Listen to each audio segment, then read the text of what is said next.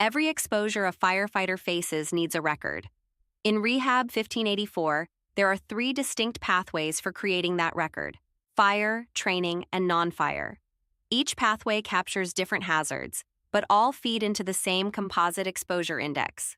The record you create today may be the evidence that supports a cancer claim 20 years from now.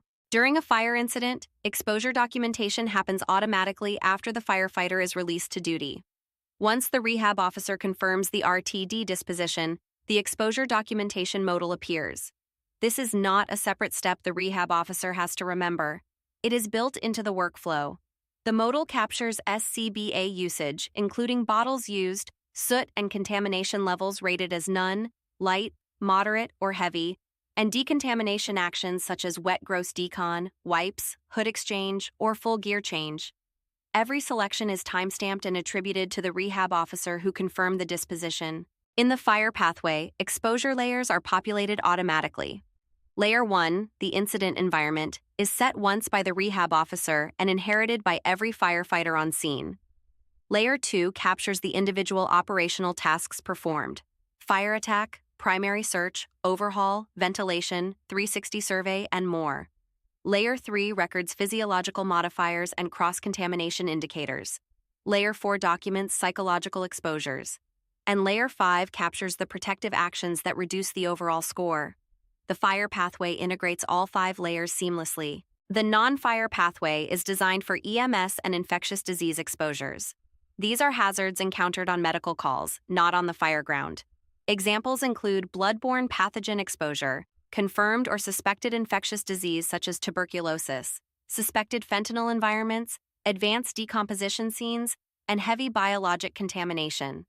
The non-fire form follows the same 7-step structure as the training pathway, but the exposure categories reflect medical and environmental hazards rather than training-specific ones. All 3 pathways feed into the composite exposure index, which distinguishes between 2 types of exposure data.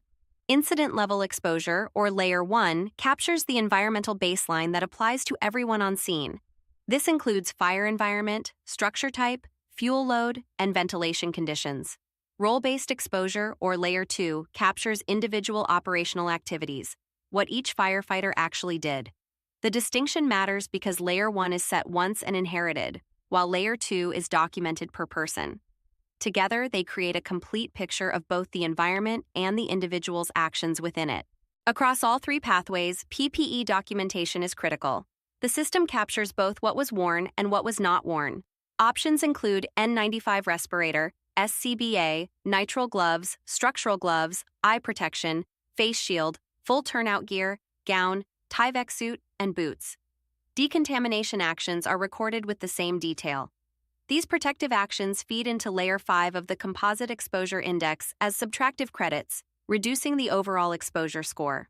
The Composite Exposure Index is calculated as Layer 1 plus Layer 2 plus Layer 3 plus Layer 4 minus Layer 5. Every exposure record created through any of the 3 pathways contributes to this career-long profile. When a firefighter files a cancer claim, the question is always whether the exposure was occupational. The records you create, whether from a fire, a training evolution, or an EMS call, are the evidence that answers that question. 3 pathways, 1 defensible record. Fire, training, and non-fire exposures all documented with the same precision in Rehab 1584. The exposure record you create today protects the firefighter you serve tomorrow.